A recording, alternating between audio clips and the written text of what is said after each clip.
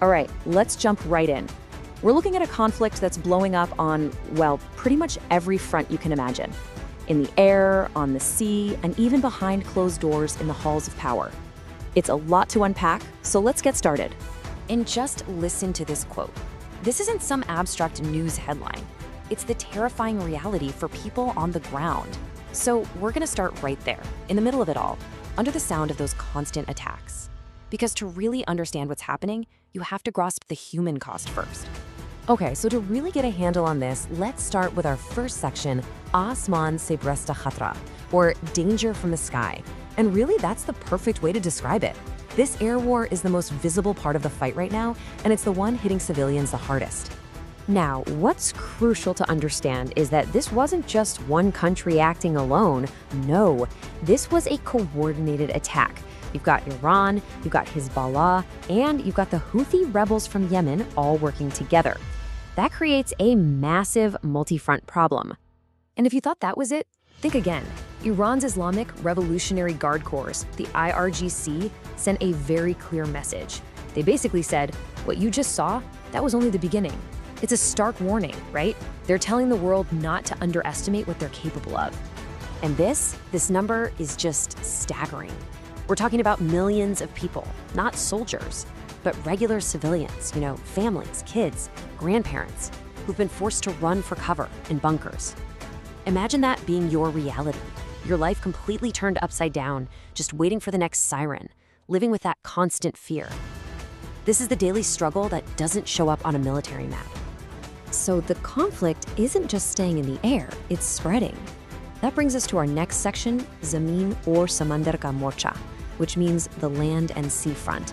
We're seeing the battlefield expand into brand new and honestly really critical areas. And this new wave of attacks even has a name, Operation True Promise. When you name an operation, it's not just for show. It signals that this is a deliberate, thought-out campaign with very specific goals.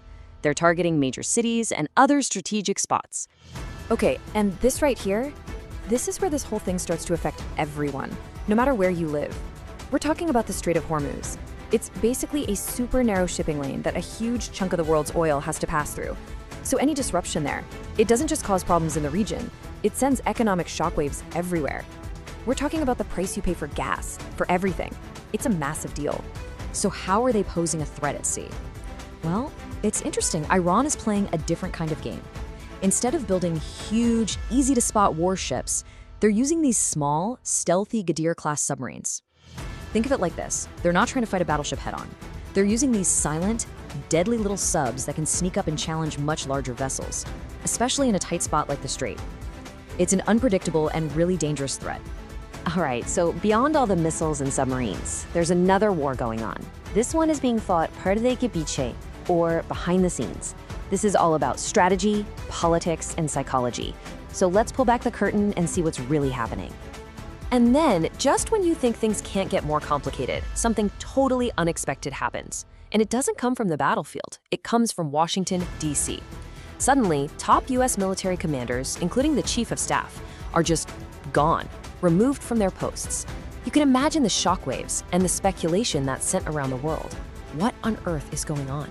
This immediately raises some huge questions, right? Was the military leadership not on board with plans for bigger attacks on Iran? Is this a sign of a major disagreement at the top? Or is something else going on? Are they clearing the way to take more aggressive action without anyone pushing back? And this isn't just a war fought with weapons. It's a war of narratives. On one side, you have the US making threats about sending Iran back to the Stone Age. But Iran's response is really interesting. They push back by talking about their ancient civilization, their history, their resilience. It's this incredible contrast. Each side is using its story as a weapon to rally its people and project strength. And inside Iran, all this pressure from the outside seems to be having the opposite effect of what you might expect. Reports are saying it's actually causing this surge of nationalism. It's not just a government versus government thing anymore. It's starting to feel like the whole society is getting mobilized, which of course makes everything way more complicated. So you might be thinking, okay, this is all happening over there, but why should I care? Well, that brings us to our next part, Dunya par parta asar, or the impact on the world. Let's connect the dots, because the ripple effects from this are huge. See, nothing like this happens in a bubble. All the neighboring Arab nations are getting really tense. You've got emergency talks happening at the United Nations. Major world powers are being forced to pick a side. And like we talked about, there's that massive disruption to global energy routes. That's an economic hit that pretty much everyone on the planet is going to feel.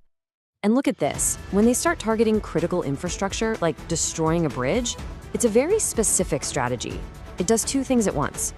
First, it messes up military logistics, making it harder to move troops and supplies. But second, and maybe more importantly, it cuts off ordinary people from supplies, from family, from safety. It just makes the daily lives of citizens that much harder. So, with all these pieces moving on the board, the air war, the seafront, the political drama, it all leads to the one big question. Ab aage kya hoga? What happens next? The future is completely unwritten here. Where is all this going? And really, it all boils down to this one terrifying question. We've seen this thing fought with missiles and drones, but could it actually turn into a full-scale ground war? That's the question hanging over everything. And honestly, we don't have the answer yet. But the events of the next few days and weeks, they're not just going to decide the future of the region. They're going to shape the world for all of us.